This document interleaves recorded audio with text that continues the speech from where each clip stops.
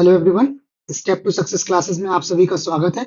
आज के वीडियो में हम लोग 1 से 3 फर्स्ट, सेकंड और थर्ड सितंबर का करंट अफेयर्स डिस्कस कर रहे हैं। ठीक है, ये जो करंट अफेयर्स के क्वेश्चंस हैं, ये जितनी भी सरकारी परीक्षाएं होती हैं उन सभी परीक्षाओं को दृष्टिगत रखते हुए बनाए गए हैं, ताकि उन परीक्षाओं में जो करंट अफेयर्स के क्वेश्चंस आए आप इजीली उनको सॉल्व कर सकें। ठीक है, तो स्टार्ट करते हैं अपने आज के वीडियो के पहले क्वेश्चन से। क्वेश्चन है, हुरून इंडिया रिच लिस्ट 2024 में किस व्यक्ति ने सबसे अधिक संपत्ति के साथ शीर्ष स्थान हासिल किया है? मतलब ये है कि भारत का जो है वो सबसे अमीर व्यक्ति कौन है इस सूची के अनुसार। ऑप्शन है मुकेश अंबानी, शिव नादर, गौतम अडानी, साइरस एस पूनावाला। तो इसका सही जवाब जो है वो ऑप्शन सी, ये गौतम अडानी एंड फैमिली या गौतम अडानी और उनका परिवार जो है वो भारत का क्या है, जो है सबसे अमीर परिवार जो है वो के रूप में दर्ज हुआ है। ये इनको हुरून इंडिया रिच लिस्ट 2024 के आंकड़ों के अनुसार बताया गया है। इनकी संपत्ति जो है वो बढ़कर करीब 11.6 लाख करोड़ रुपए हो गई है, जबकि 10.1 लाख करोड़ संपत्ति के साथ मुकेश अंबानी एंड फैमिली जो है वो इस सूची में दूसरे स्थान पर है। इसके अलावा जो हिंदुजा ग्रुप है, हिंदुजा ग्रुप के चेयरमैन जो है गोपी चंद हिंदुजा, ये क्या है, सबसे अमीर अनिवासी भारतीय या सबसे अमीर एनआरआई जो है ये गोपी चंद हिंदुजा है। जबकि जो राधा वेम्बू है, आप लोगों ने एक जो है नाम सुना होगा जोहो, तो जोहो की ये को फाउंडर हैं या सह संस्थापक हैं। ये सबसे अमीर सेल्फ मेड भारतीय महिला इनको बना जो है वो सूची में दर्शाया गया है। नेक्स्ट क्वेश्चन है, गोवा शिपयार्ड द्वारा लॉन्च किया गया भारत का पहला स्वदेशी रूप से विकसित प्रदूषण नियंत्रण पोत, पॉल्यूशन कंट्रोल शिप जो है वो कौन सा है? समुद्र प्रताप, समुद्र शिखर, समुद्र नंदन और समुद्र रक्षक।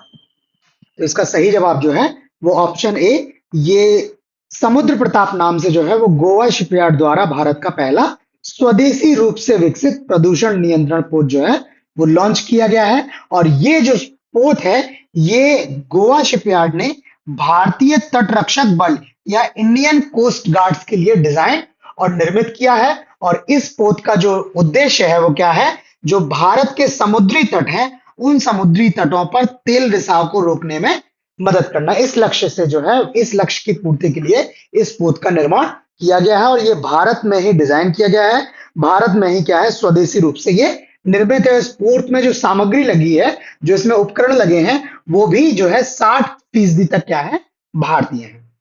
अगला क्वेश्चन, किस भारतीय महिला पैराशूटर ने 2024 पैरालंपिक खेलों में महिलाओं की 10 metre air rifle standing SH1 स्पर्धा में स्वर्ण पदक जीता है? ठीक है, ऑप्शन है मोना अग्रवाल, पीवी संधू, साक्षी मलिक और अवनी लेखरा। तो सही जवाब जो है इसका ऑप्शन डी, ये शूटर है अवनी लेखरा। इन्होंने जो पैराशूटर हैं, इन्होंने महिलाओं की 10 metre air rifle standing SH1 स्पर्धा में स्वर्ण पदक जीता है। ये जो पैरालंपिक खेल है उनमें कैटेगरीज होती हैं डिफरेंट डिफरेंट, जो दिव्यांगता है उसके आधार पर कैटेगरीज होती हैं। तो वैसे ही इसमें जो कैटेगरी है स्टैंडिंग SH1 कैटेगरी और स्पर्धा है 10 मीटर एयर राइफल, जिसमें इन्होंने स्वर्ण पदक जीता है। ठीक है, और ये जो है स्पर्धा में जो पैरालंपिक 2024 खेल है, इसमें ये भारत का क्या है, पहला स्वर्ण पदक रहा है। ठीक है, इसके साथ ही जो है वो अवनी लेखरा 2 पैरालंपिक स्वर्ण पदक जीतने वाली क्या है, पहली भारतीय महिला बन गई। हालांकि इन्होंने 2 अलग अलग स्पर्धाओं में, 2 अलग अलग जो है खेलों में, मतलब जैसे अभी 2024 के खेल चल रहे हैं तो इसके पहले कभी खेल होंगे उसमें इन्होंने एक स्वर्ण पदक पहले जीता था और एक आर, तो 2 अलग अलग खेलों में जो है इन्होंने जो है पदक जीता हुआ है और ऐसा करने वाली ये क्या है, पहली भारतीय महिला बन गई है। इसके अलावा इसी स्पर्धा में, मतलब कैटेगरी सेम है, इसमें मोना अग्रवाल ने कांस्य पदक या ब्रॉन्ज मेडल जीता है। तो 2 जो है 10 metre air rifle standing SH1 स्पर्धा में 2 पदक हो गए, एक स्वर्ण और एक कांस्य। अगला क्वेश्चन, प्रीति पाल ने 2024 पेरिस पैरालंपिक खेलों में भारत के लिए कौन सी स्पर्धा में कांस्य पदक या ब्रॉन्ज मेडल जीता है? ये राइट हैंड में जो है वो प्रीति पाल की तस्वीर लगी हुई है। ऑप्शन है ऊंची कूद, 200 मीटर दौड़, 100 मीटर दौड़ और लंबी कूद। तो सही जवाब इसका ऑप्शन बी, ये जो 200 मीटर की दौड़ है, उस दौड़ में क्या किया है, प्रीति पाल ने जो है भारत के लिए कांस्य पदक जीता है। ये स्पर्धा की जो पूरी कैटेगरी है वो है 200 मीटर T35 दौड़। ठीक है, जैसे ये T35, उसके पहले एक और जो है कोड लगा हुआ था, वो कोड था SH1। तो ये क्या है, दिव्यांगता के आधार पर जो है इनको कोड किया गया है, जो बताते हैं कि एथलीट की दिव्यांगता का स्तर कितना है। ठीक है, इसके साथ ही जो है ये दौड़ में क्या है, भारत के लिए पहला पदक है। ठीक है, पैरालंपिक खेलों में क्या है, दौड़ के लिए भारत का ये पहला पदक है। ये प्रीति पाल जो है ये उत्तर प्रदेश के मुजफ्फरनगर से आती हैं। इसके साथ ही निषाद कुमार है, इन्होंने पुरुषों की ऊंची कोंद T47 स्पर्धा में रजत पदक या सिल्वर मेडल जीता हुआ है। ठीक है, अगला क्वेश्चन, शैक्षणिक वर्ष जो एजुकेशनल ईयर है 2024-25, इसके लिए केंद्र सरकार ने आतंकवाद से प्रभावित परिवारों के लिए MBBS, जो डॉक्टर्स का एग्जाम होता है जिसके थ्रू जो है वो डॉक्टर्स को क्या किया जाता है, MBBS की डिग्री ये लोग लेते हैं, तो उस MBBS के लिए कितनी सीटें आरक्षित की गई हैं? 2, 4, 6 और 8। तो सही जवाब इसका ऑप्शन बी, ये केंद्र सरकार द्वारा आतंकवाद से प्रभावित परिवारों और उन परिवारों में क्या, spouse and children of civilian victims of terrorism. ठीक है, जो सिविलियन विक्टिम है आतंकवाद के, उनकी पत्नियां और उनके बच्चे, और साथ ही जो है यदि कोई जो है वैसे नागरिक जिनके अंगों की क्षति हुई है, वैसे लोगों के लिए क्या की है, केंद्र सरकार ने 4 MBBS की सीटें आरक्षित की है। इसमें से एक सीट जो है वो गया स्थित AN मगध मेडिकल कॉलेज में, एक सीट मुंबई स्थित ग्रांट मेडिकल कॉलेज में, जबकि 2 सीटें रायपुर में स्थित पंडित JNM मेडिकल कॉलेज में आवंटित की गई हैं। ठीक है, और इसमें जो है आतंकवाद के कारण अपने माता पिता दोनों को खो देने वाले बच्चों को क्या है, इसमें प्राथमिकता दी जाएगी। ठीक है, अगला क्वेश्चन, गुजरात के कच्छ तट पर हाल ही में कौन सा चक्रवात आया है? चक्रवात असना, चक्रवात नीलम, चक्रवात यास और चक्रवात ताउते। तो सही जवाब इसका ऑप्शन ए, ये चक्रवात असना जो है वो अभी हाल में क्या है, गुजरात के तट पर जो है वो आया। हालांकि इसने गुजरात के जो कच्छ तट पर आया था और कच्छ तट पर इसने ज्यादा नुकसान नहीं पहुंचाया है, और ये फिर ओमान की खाड़ी तरफ क्या हो गया है, ट्रांसफर हुई है। लेकिन जो है इसने गुजरात में क्या किया है, विभिन्न स्थानों पर भारी वर्षा की हुई है। आप लोग अभी न्यूज में भी देख रहे होंगे, गुजरात में जो है वो कई जगह बाढ़ आई हुई थी, वो इसी चक्रवात के कारण आई थी। बाकी इस चक्रवात का जो नाम है असना, ये पाकिस्तान द्वारा किया गया है। इन चक्रवातों में एक इंपॉर्टेंट फैक्ट ये होता है कि इस चक्रवात का नाम क्या है, किस देश ने दिया है, बिकॉज ये जो कंट्रीज हैं वो कंट्रीज रोटेशन के बेसिस पे क्या है, चक्रवातों का नामकरण करती हैं। तो ये असना नाम जो है वो पाकिस्तान द्वारा दिया गया है, और इस तरह के क्वेश्चन जो हैं वो विभिन्न प्रतियोगी परीक्षाओं में पूछे गए हैं। तो उसी के बेसिस पे हमने इनके कंटेंट को डिजाइन किया है। ये आपको क्वेश्चंस कैसे लग रहे हैं, कंटेंट कैसा है, प्रेजेंटेशन कैसा है, ये आप हमें वीडियो पर लाइक और कमेंट करके अपना फीडबैक अवश्य दें। आपका फीडबैक जो है वो बहुत इंपॉर्टेंट है। साथ ही साथ इन वीडियोस को आप अपने फ्रेंड के साथ भी शेयर कर सकते हैं ताकि उनको भी इसका लाभ मिल सके। नेक्स्ट क्वेश्चन है, निम्नलिखित में कौन सी कंपनियों को हाल ही में भारत सरकार द्वारा नवरत्न का दर्जा दिया गया है? जो सार्वजनिक क्षेत्र के उद्यम है उनको सरकार द्वारा मिनी रत्न, नवरत्न और महारत्न के रूप में कैटेगराइज किया है। तो अभी हाल में आपको बताना है कि निम्न में से किन कंपनियों को नवरत्न का दर्जा दिया है? BHEL, HPCL, ONGC, NTPC, SJVN, NHPC, RailTel, SCCI, गेल, CIL, NTPC, BPCL, IOL, BPL, गेल और CIOL। तो सही CIL, इसका सही जवाब ऑप्शन बी, ये SJVN सतलज जल विद्युत निगम, NHPC national hydro electric power corporation limited, RailTel corporation of India limited और SECI यानी solar energy corporation of India, ये 4 कंपनियों को क्या दिया गया है, अभी नवरत्न का दर्जा दिया गया है। अभी तक भारत में जो है वो 21 कंपनियां जो थी जिनको नवरत्न का दर्जा दिया गया है। अब जो रेलटेल है, ये रेलटेल जो है ये 22वीं नवरत्न कंपनी बनी है। उसके बाद से solar energy corporation of India SECI जो है ये 23वीं नवरत्न कंपनी में बनी हुई है।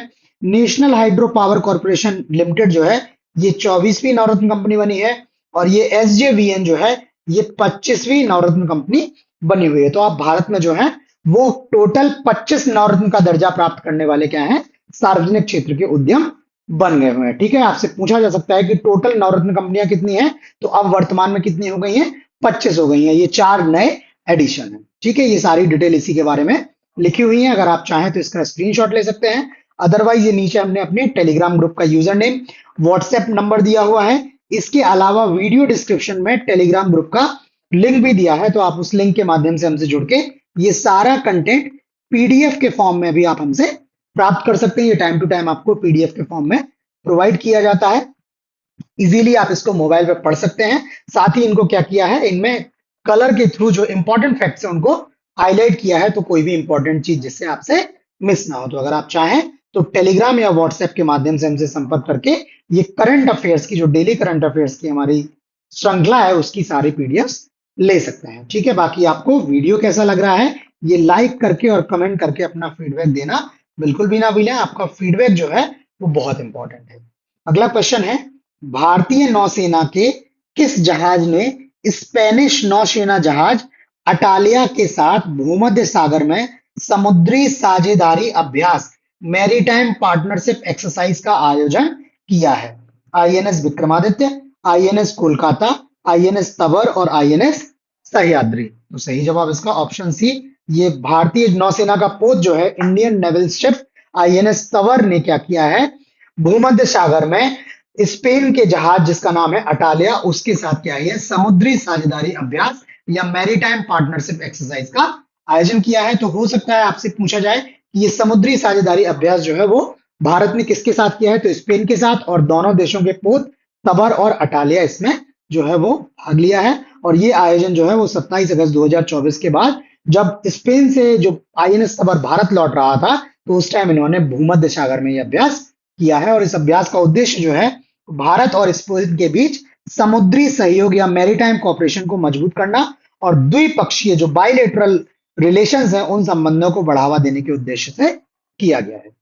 नेक्स्ट क्वेश्चन, WWF इंडिया द्वारा गिद्धों की गिनती और उनकी आबादी या पॉपुलेशन की निगरानी, ठीक है, मॉनिटरिंग के लिए किस पहल की शुरुआत की गई है? ठीक है, wildlife count 2024, vulture count 2024, world survey 2024 और नेचर गार्ड 2024।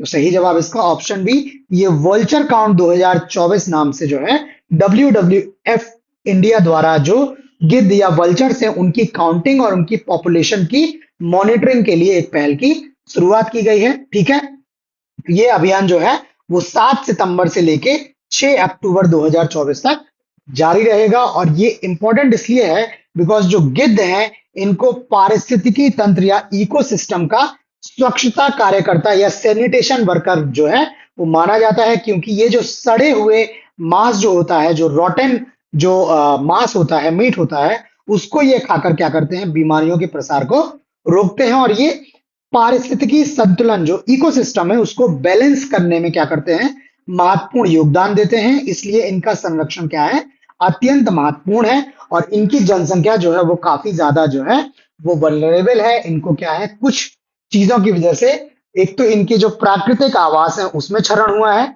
साथ ही जो कुछ दवाएं हैं जिनका पशुओं में प्रयोग किया जा रहा है उसके वजह से इनका अस्तित्व क्या है, संकट में है। तो ऐसे परिदृश्य में इनके संरक्षण के लिए ये प्रोजेक्ट या परियोजना जो है बहुत महत्वपूर्ण हो जाती है। अगला क्वेश्चन, भारतीय सेना ने भूतपूर्व सैनिकों और उनके परिवारों की सहायता के लिए कौन सी परियोजना शुरू की है? जो आर्मी जो मिलिट्री वेटरन्स हैं, ठीक है, या उनके जो फैमिलीज हैं जो पेंशन्स लेती हैं उनके लिए कौन सी परियोजना शुरू की है? प्रोजेक्ट सेवा, प्रोजेक्ट सहारा, प्रोजेक्ट नमन और प्रोजेक्ट यश। तो सही जवाब इसका ऑप्शन सी, ये प्रोजेक्ट नमन नाम से जो है एक परियोजना भूतपूर्व सैनिकों और उनके परिवारों की सहायता के लिए जो है ये शुरू की गई है, जिसके तहत करीब 14 कॉमन सर्विस सेंटर जो जहां जहां है, नई दिल्ली, जालंधर, ये सारे 14 सेंटर्स के नाम लिखे हैं, ये 14 सेंटर्स स्थापित किए गए हैं। और ये डेडिकेटेडली जो रक्षा पेंशन भोगी हैं और उनके परिवार हैं उनको समर्पित सेवाएं जो है वो सहायता और ये सेवाएं प्रदान करेगा। ये डेडिकेटेड सेंटर्स हैं ऐसे व्यक्तियों के लिए, ऐसे भूतपूर्व सैनिकों और उनके परिवारों के लिए। ठीक है, तो आज जो फर्स्ट से थर्ड सितंबर का करंट अफेयर्स था, उसमें इतने ही क्वेश्चंस हैं। आपको वीडियो कैसा लगा हमें लाइक करके कमेंट करके अपना फीडबैक जरूर दें। साथ ही आप वीडियो को अपने फ्रेंड्स के साथ शेयर जरूर करें ताकि उनको भी इनका लाभ मिल सके। और इस वीडियो की पीडीएफ के लिए, जो कंटेंट डिस्कस किया है उसकी पीडीएफ के लिए आप हमसे टेलीग्राम और व्हाट्सएप के माध्यम से संपर्क कर सकते हैं। तो आज इतना ही, बाकी नए क्वेश्चंस के साथ जल्द मिलते हैं, तब तक के लिए धन्यवाद।